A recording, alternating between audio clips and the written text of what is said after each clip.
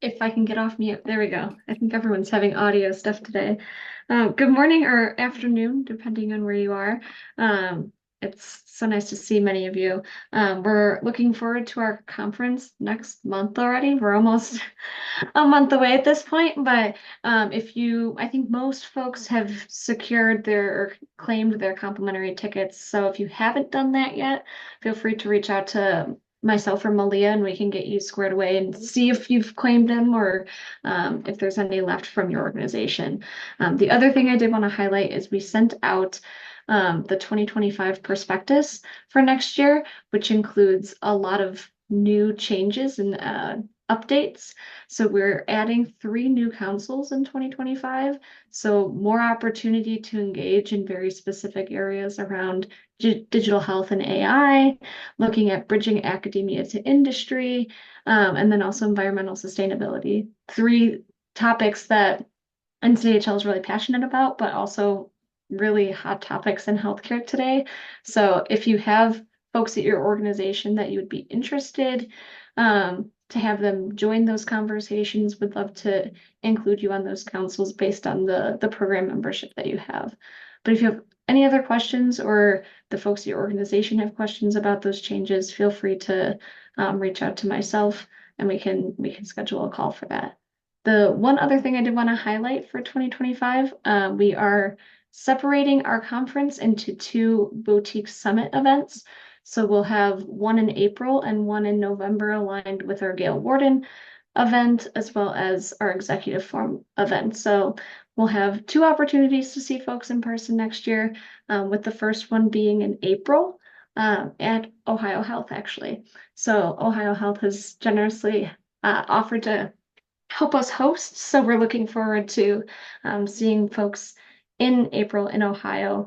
We'll have agenda and more information to come, but all of these changes really are a reflection of the strategic plan that many of you were vital in helping shape and form over the past several months. So lots of changes and updates, but we're excited for what 2025 is going to look like. So any questions on those changes or updates?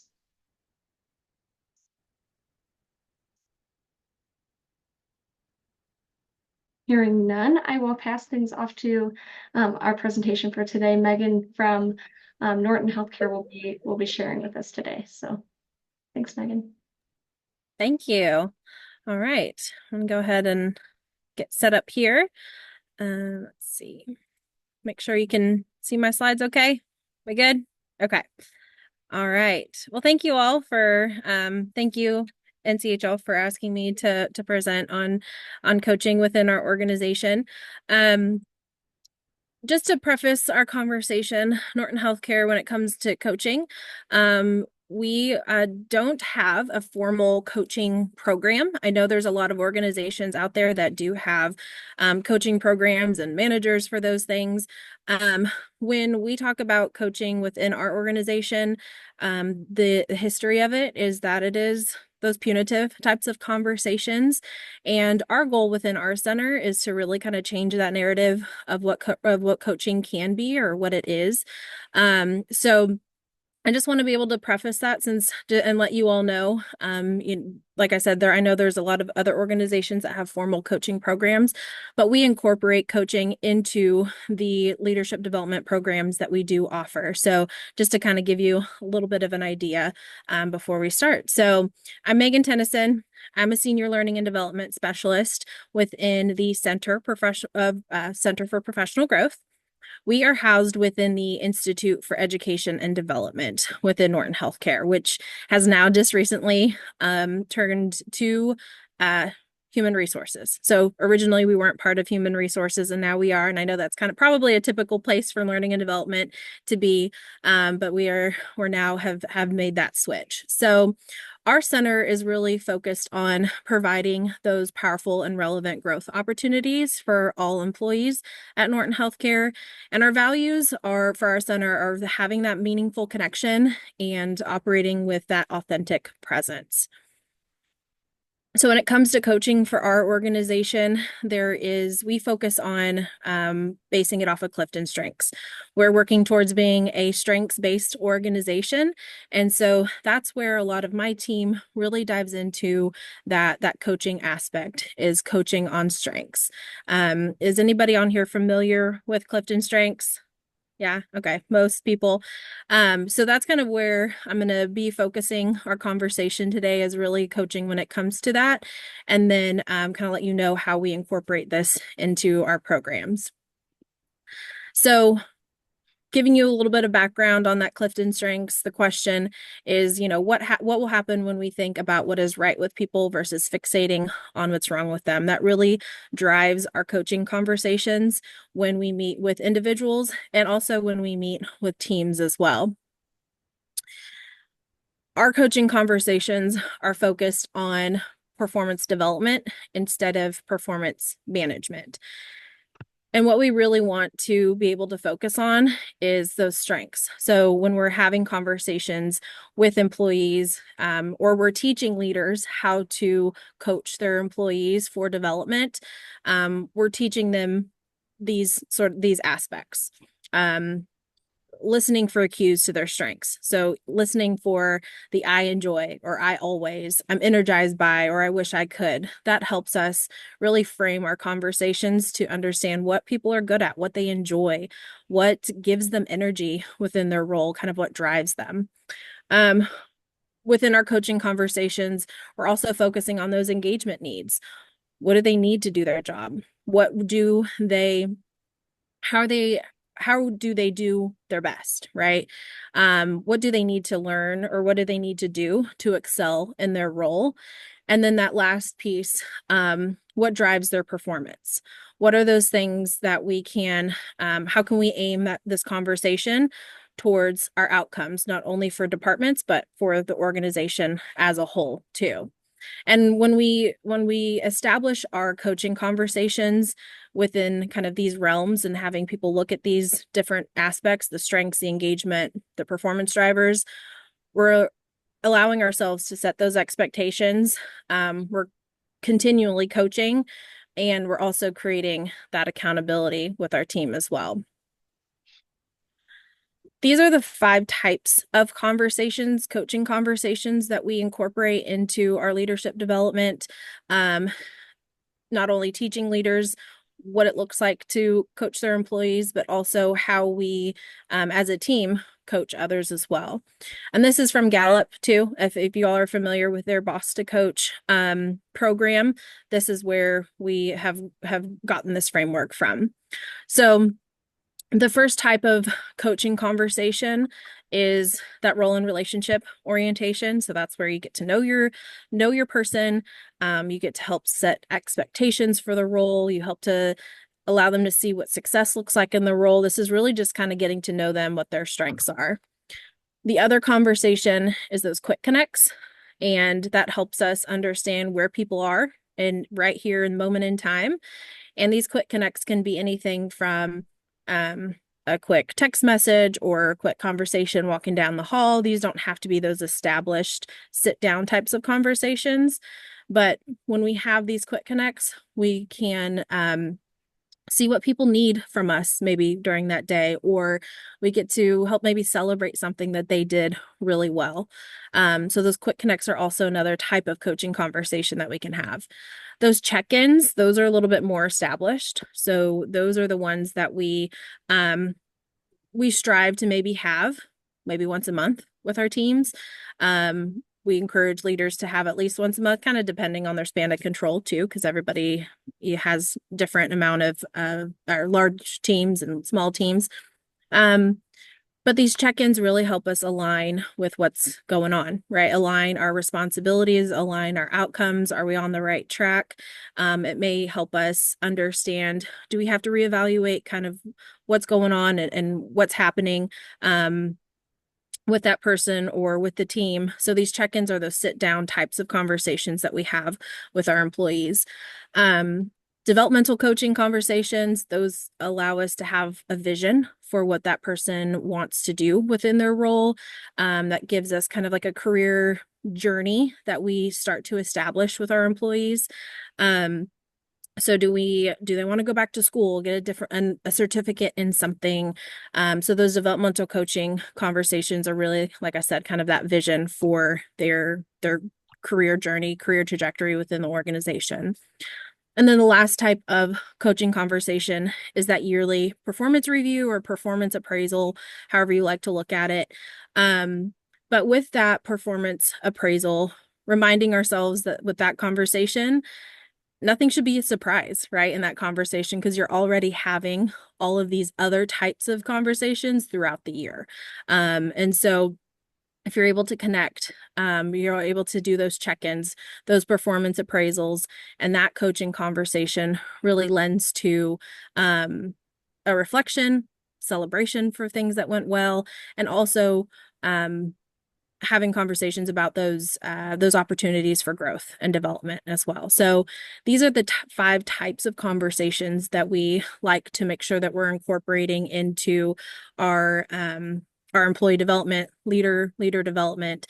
Again, like I said, we're not only teaching leaders about these types of things, but we're also incorporating these into our programs as well.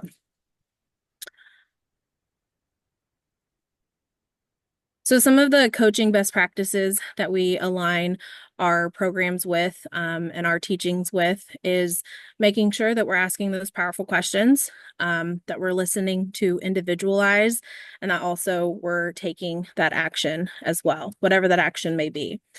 So asking those powerful questions help us and help those that we are having the conversation with spur that learning. It helps us create that dialogue, build rapport and trust, and helps us unlock those discoveries. People are going to make discoveries about themselves based off of the conversation that you're having with them, based off of the types of questions that you're going to be asking them, and also based on, the reflection that your question may spur, right? The reflection that your question may entice somebody to do. So asking those powerful questions are going to get people to think outside of the box, going to get people to see what's possible as well. So making sure part of that coaching conversation that we have is making sure that our questions are powerful, that they are open-ended and not always a yes or no, right? Our goal for these is to have somebody make a discovery about themselves. When we listen to individualize, it's really making the conversation relevant, demonstrating that you know that person or you want to get to know that person.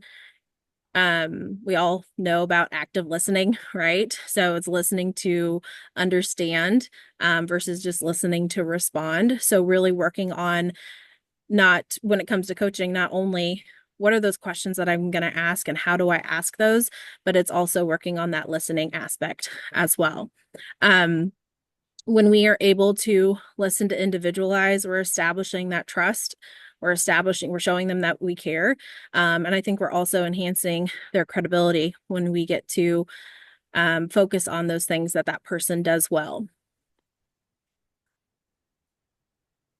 And then lastly, I think most importantly is that our coaching conversations are lending to us as leaders or our employees, whoever we're coaching, taking that action. It helps us establish what that accountability looks like, maybe inspire some new behaviors and then also influence that change. We can have lots of conversations and we can talk until we're blue in the face about things that we want to do or how we want to develop, but it's really that piece of taking action. And when we're coaching our employees and coaching our leaders through this, we always want to end with some sort of action plan and some sort of metric to tie that action plan to. So for asking somebody at the end of our conversation, what is it that you want to be able to do in 3 to 6 months? That's where we're really spurring that, how am I going to do this? How am I going to take action on this goal or this conversation? So we're really just empowering our employees when it comes to that action to use their strengths and to achieve what their goals are. So within Norton Healthcare, how we incorporate our professional coaching is really within our programs that we have, our leadership development programs, and also just our professional development programs. So this is a list of some of the places that we use it. We have Learning the Norton Way, which is for aspiring leaders, and we coach one-on-one based off of their top 5 report within Clifton Strengths. The Level Up to Leadership is kind of that continuous learning for aspiring leaders, those who may still be on that journey to grow into a leadership, but they're not quite there yet. So this is kind of just a continuous development, and we do one-on-one coachings with each of them. Leading the Norton Way is for current leaders within our organization, and that's where we again coach on Clifton Strengths, but we take a deeper dive with them in allowing them to see how their strengths apply to their leadership and set some goals for themselves throughout that program. The individual professional development, we do have people who will reach out to us to ask for coaching and ask to have conversations with us, so walk them through situations. And so that's where our coaching really comes in on an individual basis too. And that doesn't necessarily have to deal with Clifton Strengths. I'm sure we will reference it every once in a while, but that individual professional development is where we have those coaching conversations too. And then we also have an initiative called Leader Rounding, and we incorporate those 5 different types of conversations into Leader Rounding as well. And Leader Rounding is something that we have leaders go around and kind of do those quick connects with people if they're on the floor, or every once in a while, just making sure that we're continually having those conversations. So coaching is incorporated into that leader rounding as well. They can be simple like, hey, how are things going? But then they also can be, what are some barriers that you're coming across that I can help support you with? So that's what professional coaching looks like here at Norton. Like I said before, it is something that we don't have a formal program, but we do it within our other programs. Coaching still sometimes, or I will not say sometimes, still has that negative connotation within our organization, but our goal is to be able to switch the narrative and allow people to see the benefits when it comes to having formal coaching conversations.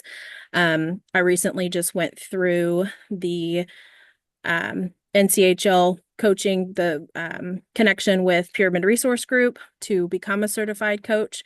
And through that, learned a lot of good things. So I'm happy to talk about my experience if anybody is interested. But yeah, that's all I have. Thank you all so much. Thank you so much, Megan. That was such a helpful overview. I know I have a list of questions, follow-up questions for you just to dig in further, but I want to see first if anyone else has any comments or questions. Hopefully, Megan, you're open to that and Absolutely. follow up. Yeah. Great. I do have a question for Megan. Yeah.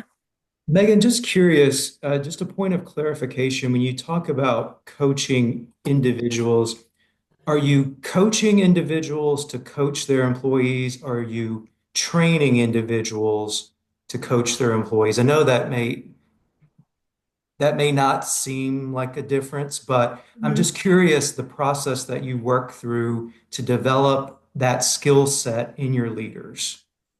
Yeah. So, and when people reach out to us individually, it's really kind of just based off of what they need and want, right? So if they are really wanting us to help them with learning the coaching process and so that it can benefit their employees, then we'll absolutely do that as well. So it's really kind of just based on what their needs are. When we have those individual coaching conversations with leaders, there's an aspect of, yes, they want to help build their team, but there's also some professional growth often that needs to happen as well. So we'll kind of take it twofold. It won't just be one conversation. We'll try to set up a regular cadence of meetings with that person so that we can make sure that we are supporting that person professionally as well, but also supporting that person so they can support their team as well. So does that answer your question?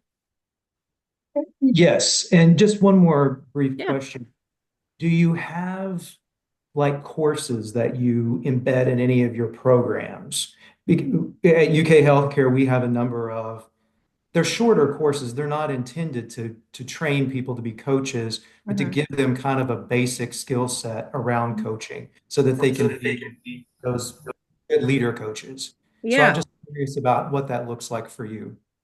Yeah, so a couple different areas that we incorporate this coaching mindset and how to teach leaders. Leading the Norton Way is a 7-week program. One of the sessions, it's about an hour and a half. We go through content from that Boss to Coach that I talked about that Gallup hosts or owns. We go through content through that. So that's a portion of that course. We also have new leader orientation that we talk about our leadership competencies. One of our competencies is people development. Within people development is that coaching aspect. So we talk about it in that new leader orientation too, kind of a high level overview of what that looks like. And then we also have a executive fellowship program too, where a portion of that program talks about the coaching, talks about teaching leaders those skills. Thank you very much. Yeah, thank you.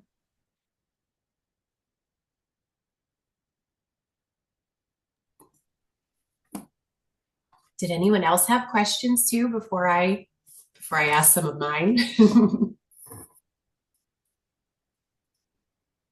Okay, Megan, I'll ask one and maybe it will get others thinking Yeah, too. yeah. Where did my questions go? So thanks for giving the overview of the connection to the programs. And one of the things I was curious about is how long, when you have a coaching engagement, how long does it last? Understanding there are the kind of 5 elements that you're focusing on through it. And how do you kind of offboard from the coaching engagement when it's done? So I think it depends on the need of the individual. As far as like a typical session, so what I've learned within the coaching course that I just took, anything longer than 45 minutes is a lot. So when we have coaching conversations, we want to try to keep it to like the 30 to 45 minutes. Just because when we have the conversation, we want to make sure that we're getting somewhere and it's not, sometimes they often lend to like event session and things like that. So if we keep it shorter, we're able to really kind of stick to the objectives of that conversation. And I think it also kind of just depends on if the leader feels like, they've gotten what they've needed from the conversation, then we kind of just, send them forth, but they always know that they can come back to us if they have additional questions or additional things that they want to talk through as well. So I think that there are programs, and from what I've learned through that course, there are other organizations that have, essentially not contracts, but you sign, we're going to meet for 4 times, 30 minutes every other week, and it's more formalized than like that. But for us, it's kind of just whenever people are willing and ready to reach out to us for these conversations. Got it. And is there an expectation for the leaders? Are they strongly encouraged? Is it completely voluntary? Is it mandatory with a big M? Like Yeah. what's that expectation level? Right now it's voluntary. They know our center, I want to say that we're new-ish, but it's been 4 years. We are still trying to integrate into not integrate into the organization, but we're still trying to show people what we're offering them. And so when people know what we do, and that's kind of where that's why we're in leader orientation and things like that, so that people know that they can reach out to us. There are some people who are voluntold to say, hey, go talk to them. But it's really kind of just voluntary at this point. Where our hope is that we're able to connect with every leader so that they have these resources and they have an opportunity to learn and grow. So right now it's kind of just when people are interested in this coaching. So no, that's very helpful. And I have 2 more questions. Yeah. One is, so for your team, and I know congratulations on your certification, Huh. Is everyone or has everyone gone through some type of coaching certification program or some type of level of education? And then my other question is more so related to how you've seen benefits of leader rounding and the connection of coaching. So Yeah. maybe start with your team. Yeah. So, all of the seniors on our team, there's 5 of us, and then we have a learning and development specialist. We are all Clifton Strengths Gallup certified coaches. And so that looks a little bit different than like the ICF coaching. I'm the only one on my team who has gone through that coaching course, but we are all the Gallup certified Clifton Strengths coaches. So we did that training with Gallup. And then for leader rounding, I think the benefits of being able to provide those powerful questions and things like that to leaders so that they can go out and talk to their employees has just been employees knowing that their leader's listening, that their leader cares, that their leader's touching base with them every once in a while. But prior to leader rounding, there was conversation of like, well, I haven't really talked to my leader in a month. And so as an organization, we understood that you need to have that constant contact with your employees so that you are keeping them engaged. So that's been the biggest benefit, is that people are feeling seen by their leaders, which is great. And we are helping those leaders formulating the types of questions. And, if there's a question or if there's something that they can't answer from their employees, we're kind of helping them through that as well. So great. Thank you yeah. so much for Thank you. sharing too. Yeah. And I see Terry has a question too, has her hand up. Thank you, Megan, and thank you for sharing all that. I too have a bunch of questions, but I'll try to limit it. Yeah.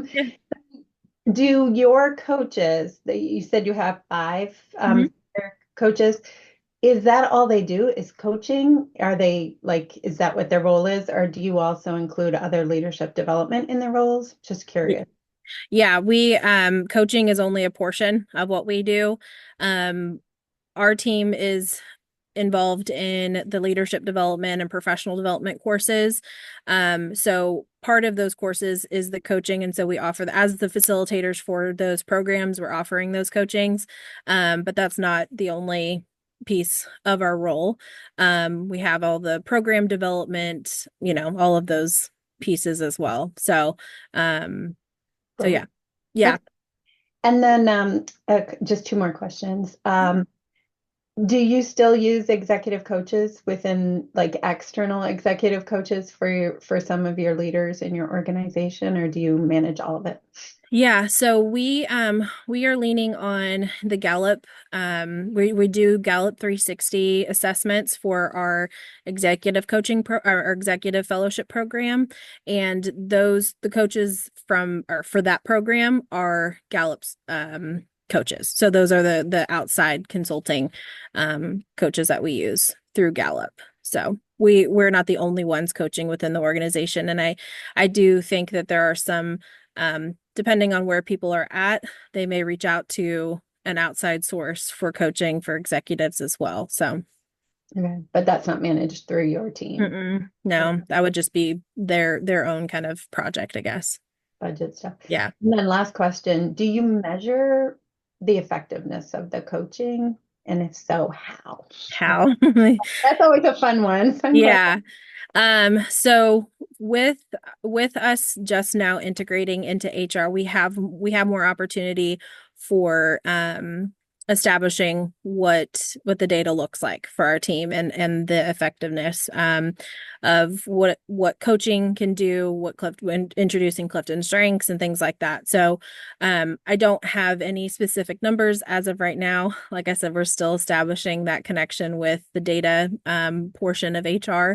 So, but just qualitative, or is it qualitatively, we've had a lot of people who who start in our aspiring leader program, really look at their strengths and either understand I'm in the right place or here's where I want to go with my strengths, and they kind of move up in those programs, and they take the continuous level up to leadership, and then they get that leadership role. So it's really, and then they take leading the Norton Way. So it's really helping with people in that aspect. And we have a lot of we get a lot of kudos, a lot of recognition from people, but we do have an opportunity as a team to work on that data piece for sure.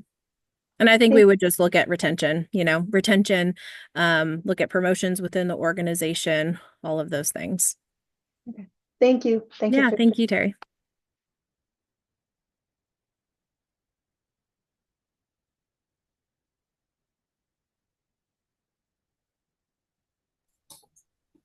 Maybe one more question, Megan, and/or for the group.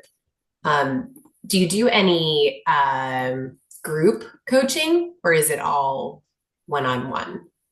So we do team sessions, team development sessions, team building sessions, however you want to look at it. We kind of have a couple different names for it, but within those often lends to group coaching, and that we are asking those questions to spur conversation amongst the team.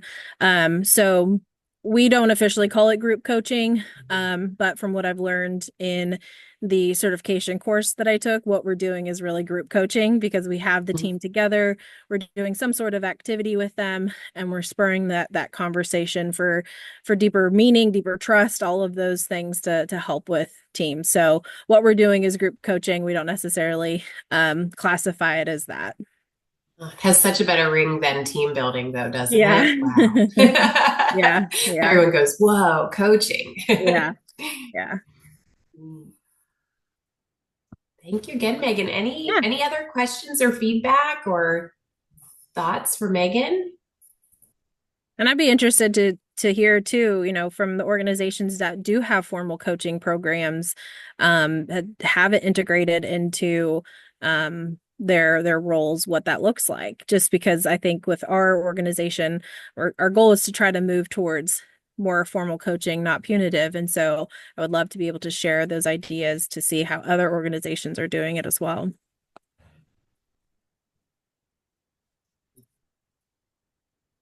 Megan, I can share from a UPMC perspective, and I wish Martina Bizon-Huckabee was here today. She leads our physician leadership development efforts, and although she is an ICF certified coach, she offers, sort of in line with what you do on occasion, a few one-on-one coaching sessions with our physician leaders, but predominantly we still engage external coaches, just because the demand is so high, and the ratio of our internal coach bench to those leaders who need it is not, it just doesn't work out. We would spend all our time there, I think. Yeah. And so there is, though, they have set up a peer coaching program internally for physicians that is more well-being centered. And Martina plays a role in helping to prepare those coaches. And so if you would have interest, I'm sure she could talk with you a little bit more about that. But otherwise, our talent management and organizational development colleagues primarily manage our coaching engagements in the organization. And again, those are still kind of on an as needed basis. Although I will say, we use Ezra coaching, and there we have established, I think, more, and to your point, I think still trying to get past the punitive approach, like you really need this help, and more to, and how can we help kind of give you an accelerator, a partner, a thought partner. And so even with our administrative fellows, that's something that we're doing, where they have that opportunity for unlimited coaching sessions with a coach from Ezra. And that has been, I think, kind of fiscally a good thing for us too, because it's a good engagement, and we've had a good experience with Ezra coaches. So yeah, just the couple of thoughts I can share from the UPMC perspective, at least. Yeah. Okay, thank you. Yeah, I appreciate that. At MGB, we're starting the journey, so it's similar to what you have as a model, continuing with some executive coaching for the highest level external, but then bringing internal coaching arm or branch to to the team, and then building the internal certification program for managers, and then also building what it means to be. We also use Clifton Strengths, so the cost to coach program internal, and then also adopting the AI for career coaching. So we kind of have the four or five branches that we're working on getting up and running. So we're just in the preliminary, but it is constantly that return on investment question. So we're exploring how to really measure the effectiveness of the coaching, post, setting the goals. Did they establish them? All that fun stuff. So early in the process.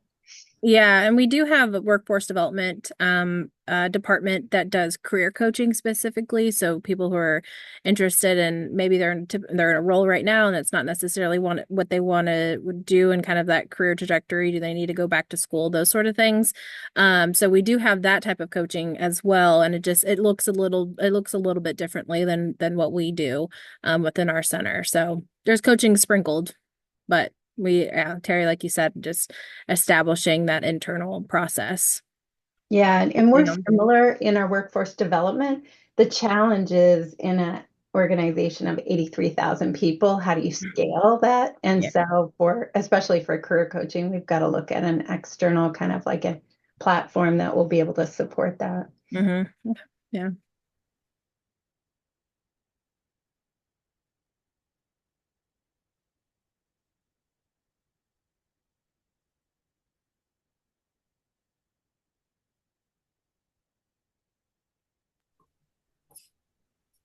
All right. Thank you so much, Megan, and appreciate great questions and discussion.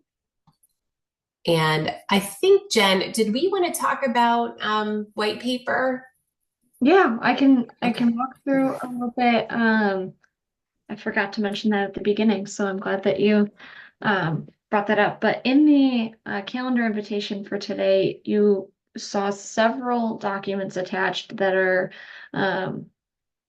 examples of white papers that NCHL has done, but also UPMC, kind of getting the idea of what we're hoping to accomplish in the next year for folks that are interested in participating in that.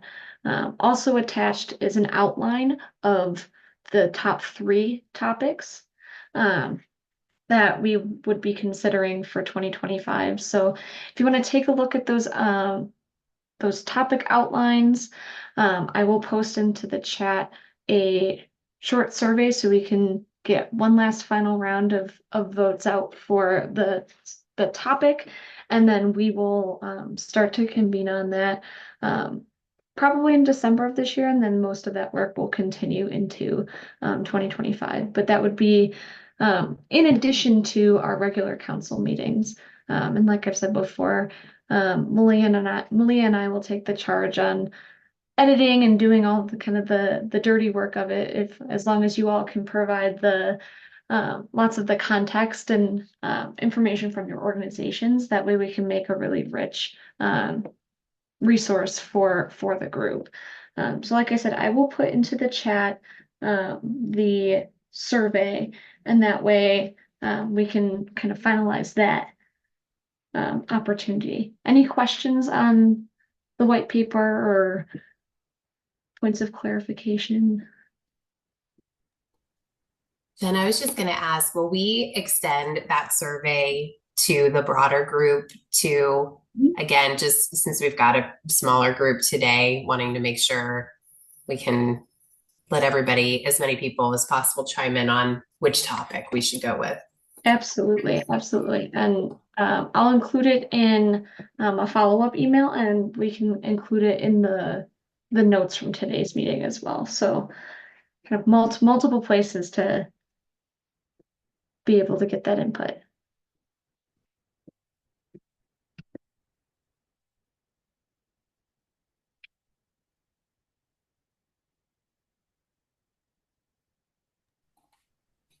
Awesome. Thank you so much, Jen. Yep, of course.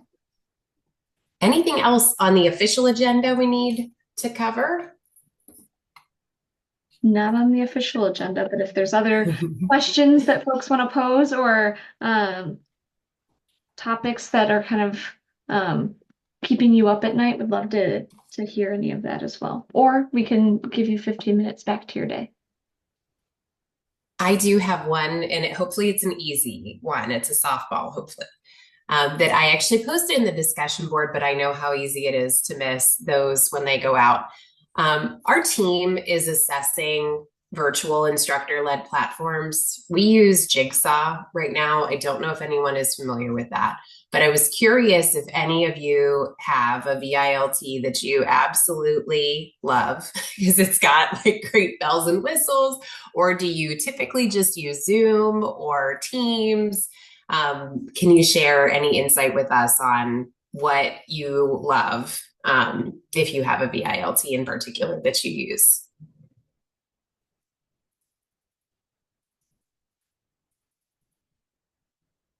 Do most of you just use Teams or Zoom to deliver virtual training? We just use Zoom. Okay. Same with us. That's primarily, we don't do much virtual training at all these days. But when we do, it's primarily through Zoom or Teams if that's requested. Yeah. Got it. Same at Cincinnati Children's. We stick to Zoom. Yeah.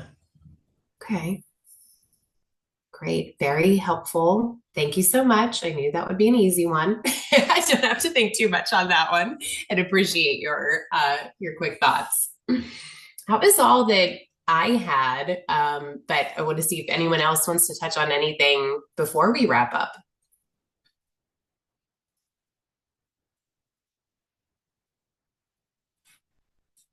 Okay. Well, thank you so much, everybody. And hopefully, if you do, I unfortunately do not have an opportunity to go to the conference this year, but I'm hoping that all of you get to go and see one another in just a few weeks. I can't believe that. Enjoy it. I can't wait to hear how it goes. And then we regroup in December, right? Yep, we have one more meeting in December. Yep. Great. Well, that's hard to believe. I will see you all in December then. Thank you all. All right, take care. Thank you. Yeah, everyone. Okay, bye.